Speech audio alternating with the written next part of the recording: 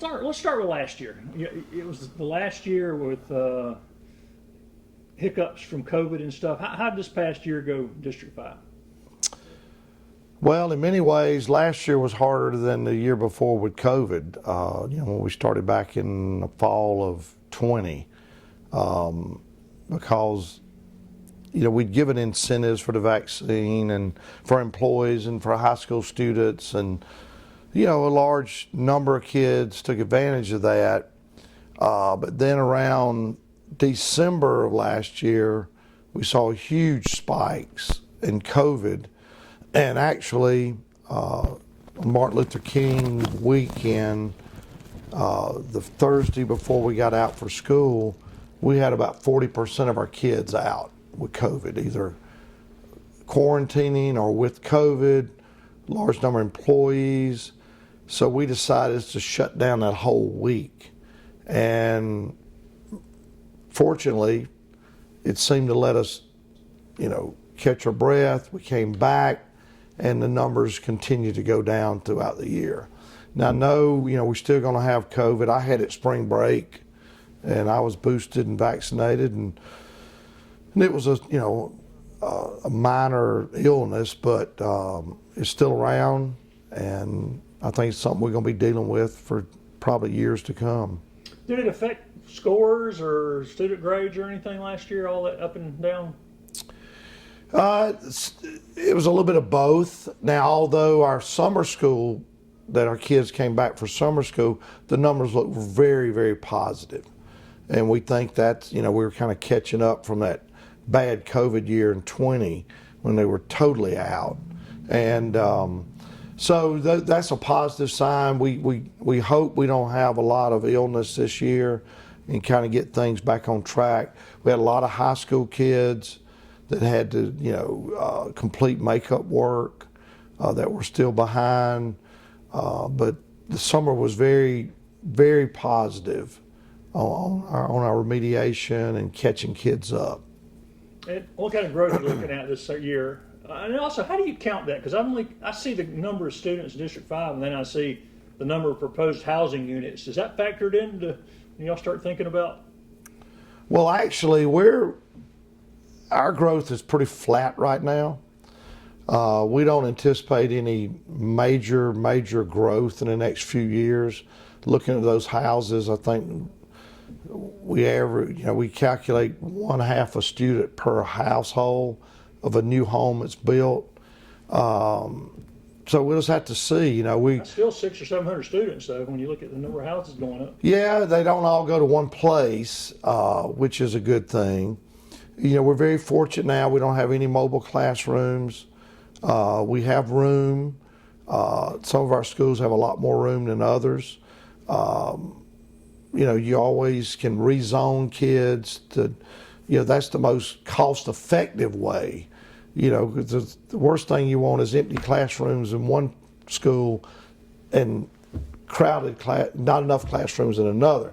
But rezoning, it has its own fleas that go with that dog, because, it creates, people don't want to move schools or whatever. So, there are a lot of different options. Fortunately, we're not there yet. It's on our radar down the road, but we don't anticipate any major concerns in the next few years. Remind me of some of the upgrades and projects and capital projects for the past year, and then the ones that are coming up this year y'all got planned. Well, obviously we're in this new building downtown that we renovated and bought. The First Citizens Bank building we were able to move in May, and there's a little over 20 people in this building, primarily administration and all the finance. So we're excited about this. We feel like this helps downtown. We hope it will spur more downtown growth because that's good for Anderson. Our other big projects that we're doing right now is the science labs at Westside. It's about a $6 million project. We're doing that. That was delayed because of the roof collapse early on, but we feel like we could be in there by September. It's the projected date right now.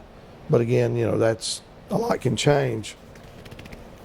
we got a lot of general maintenance things going on right now. There's some major work going on at McCants with some drainage issues. If you ride by, you'll see a bunch of, dirt and ditches being built. That's to create some improved drainage there. Other than that, other than just general maintenance projects that our principals kind of wish list, and improving schools, painting and some paving and striping parking lots. The Westside is the major project now. You mentioned McCants.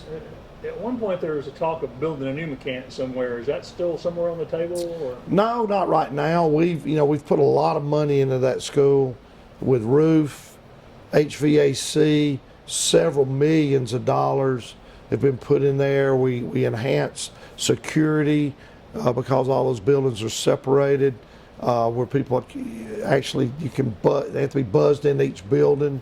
So we're for the near future or the short-term future, we don't anticipate any needs at McCants. We replaced all the bleachers in the gym. It's we've put a lot of money into it. Well, you just passed the budget. Give people some of the highlights of this year's budget from the district. Well, the biggest highlight in the budget is I say we're going to compensate those that instruct, and our starting teacher salary will be $45,100. We're the highest in Anderson County. We're actually, when you look at the per day contract days for teachers, we're higher than Greenville County. We think we're probably going to be in the top 5 in the state. My goal is to have the highest paid teachers in the state, and our board supports that. We know we got to take one bite at the apple at a time to get there, but this was a huge step for us. And teachers are getting $4,780 to the base plus a step. Non-teachers are getting, And the steps are based on numbers of years. Yeah, okay. Steps. Then everybody will get a step. Non-teachers will get a 4% raise, and everybody's going to earn a step because we're adding a step. We're adding step 27. So for most people, non-teachers, it's going to be a 4 to 6% raise.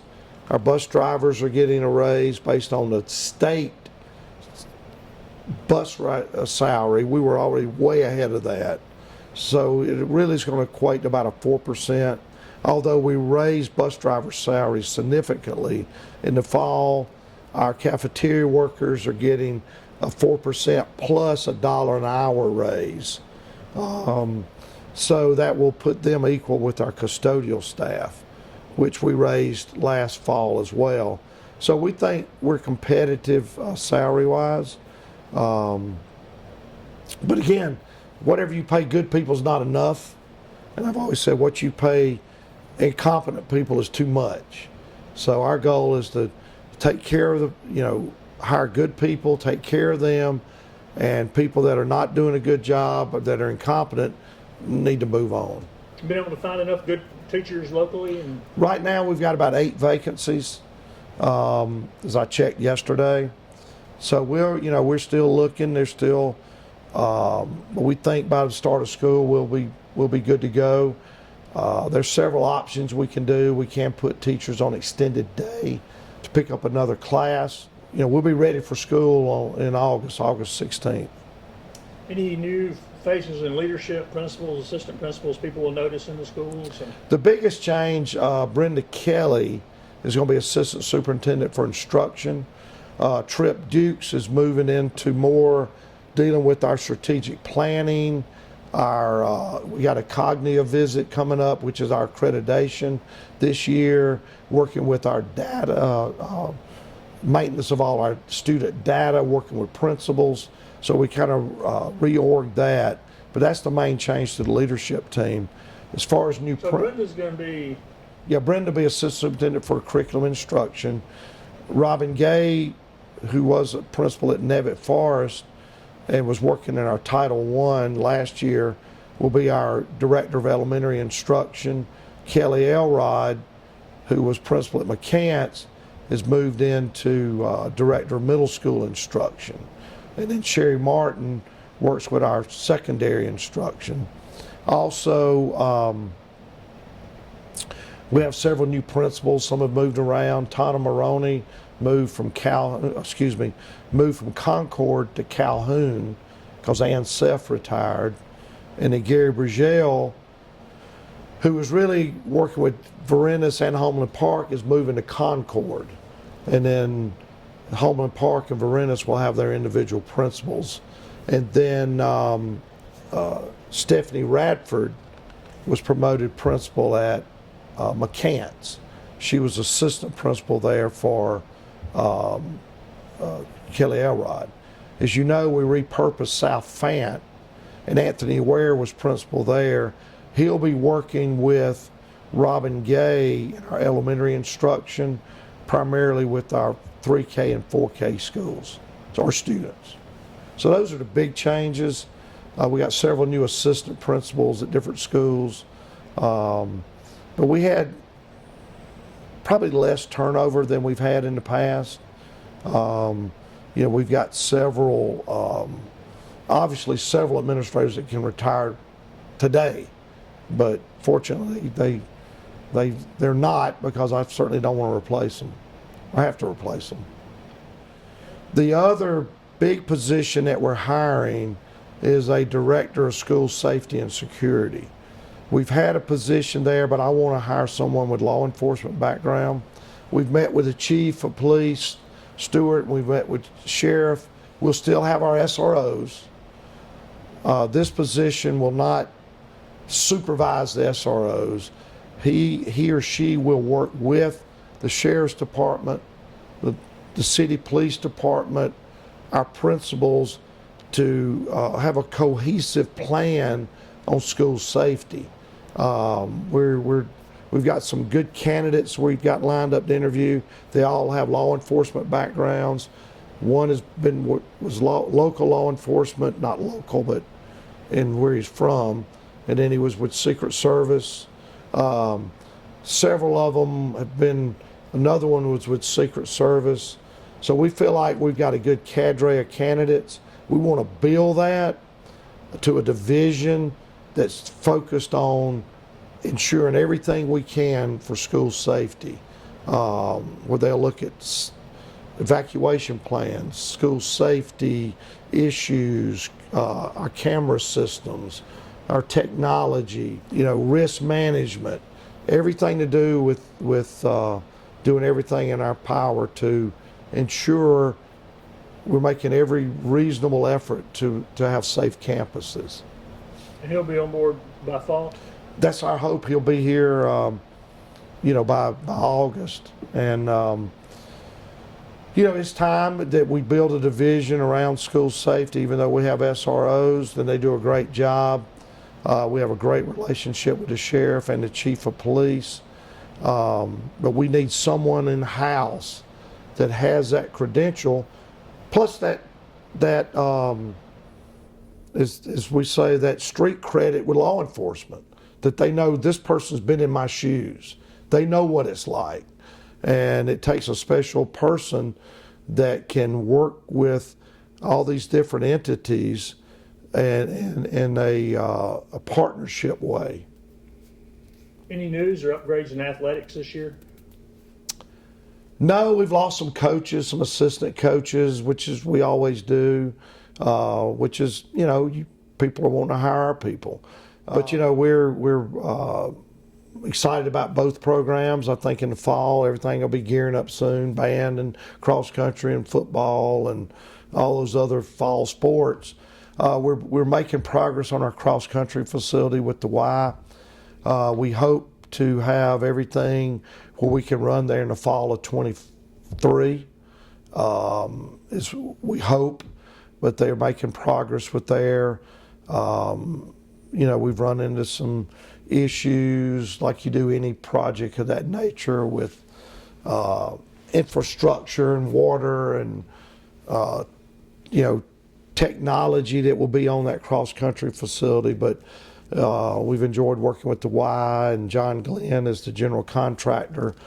But it's going to be a nice venue once it's done, and it will generate a lot of revenue for Anderson County. And you mentioned downtown, there's another building planned too, right? Yeah, we're working on plans for that now. Nothing's, there's no timeline or anything set.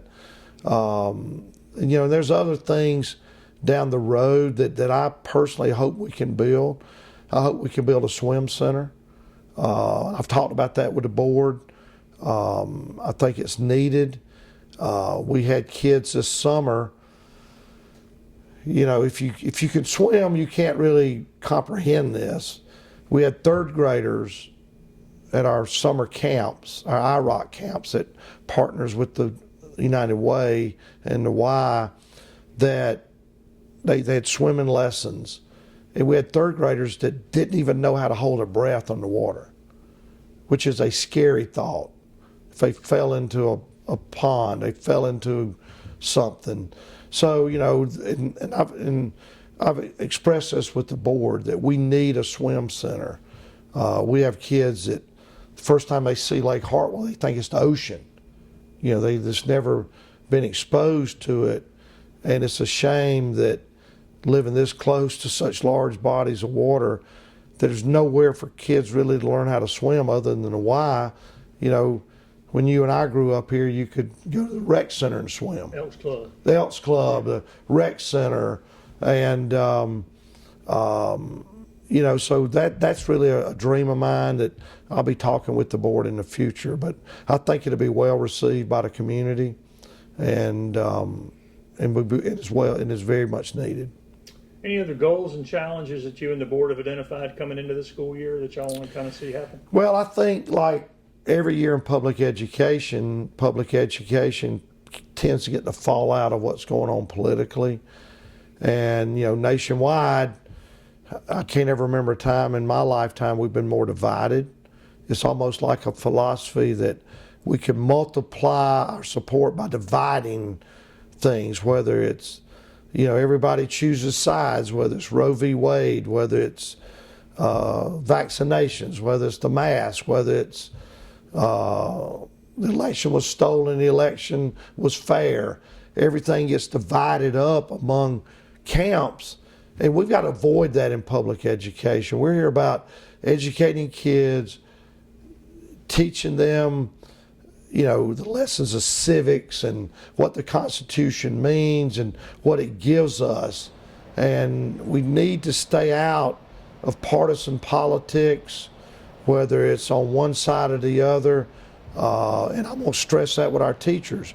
We're about taking care of students, treating them right, teaching them the best we can, and let them become educated citizens to sort out all this nonsense that we're dealing with nationwide. Because are civics still a part of the curriculum?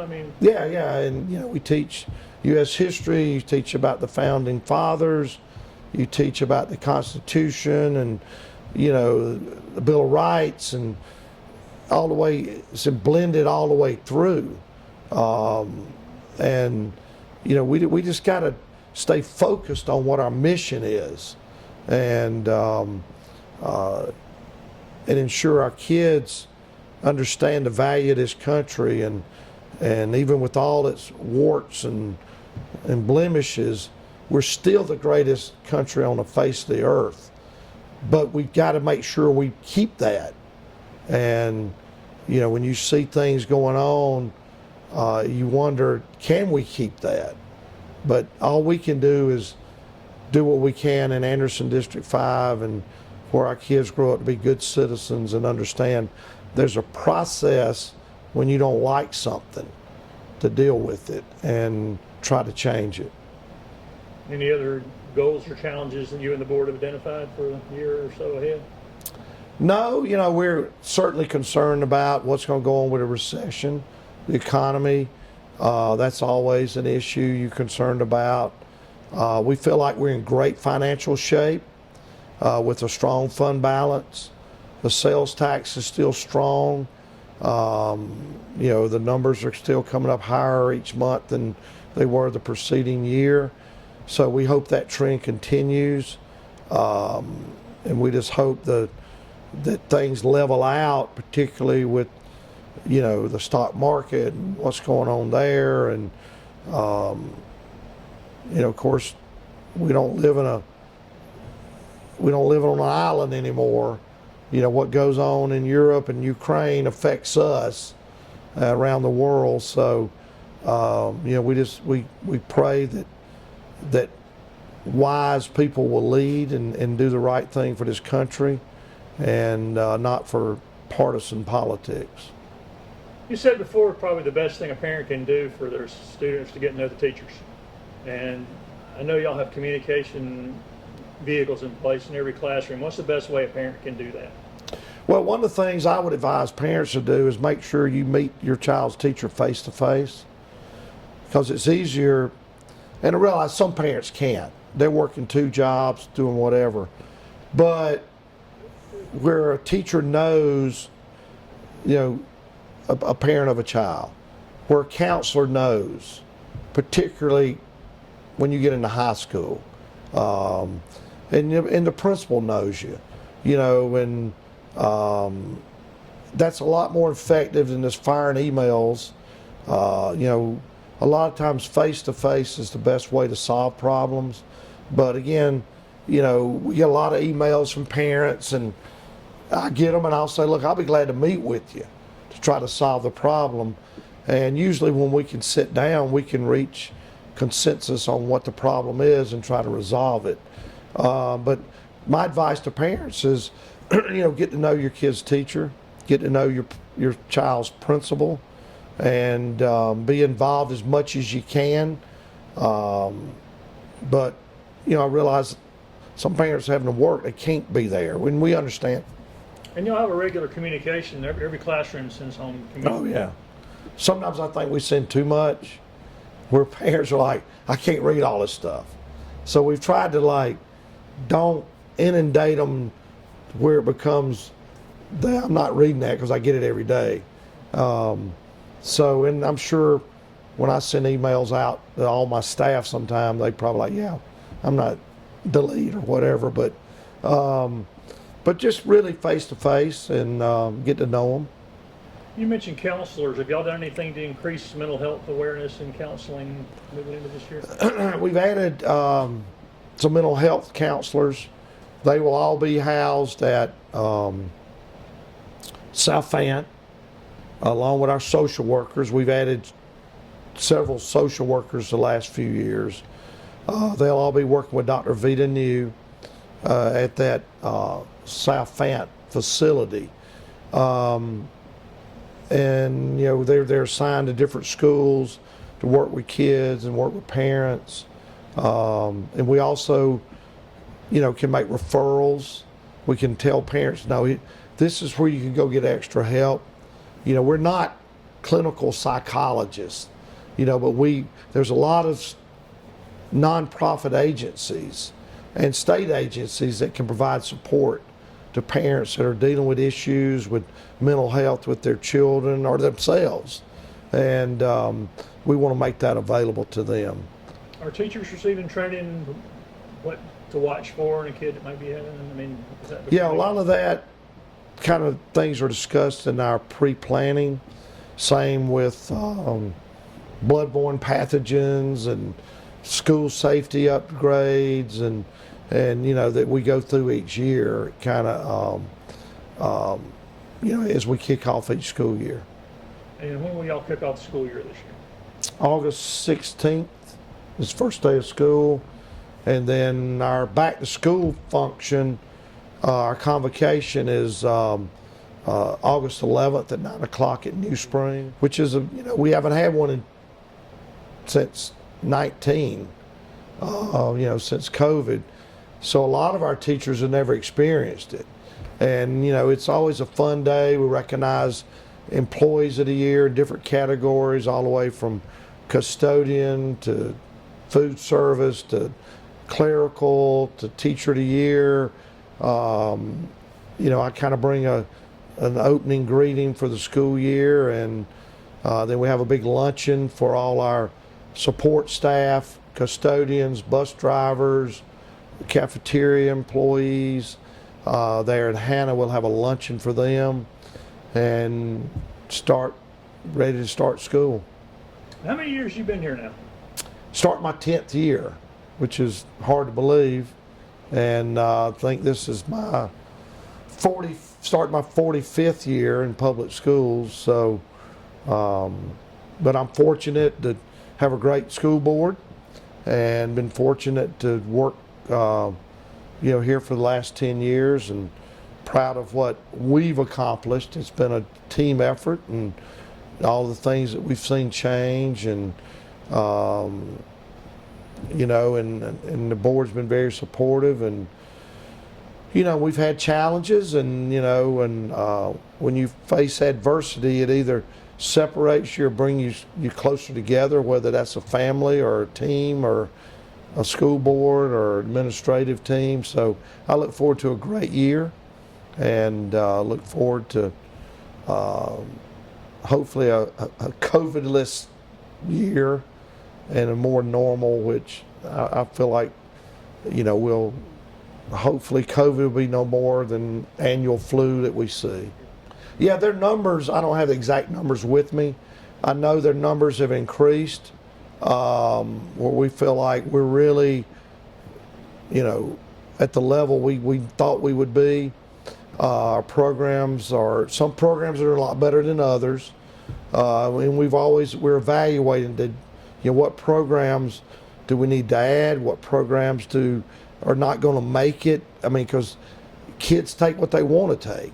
And but it's doing well. Dr. Couch has done a great job there, because when you start a program from scratch like that, particularly combining 3 school districts, we've seen a lot of growth from District 4, from their students coming.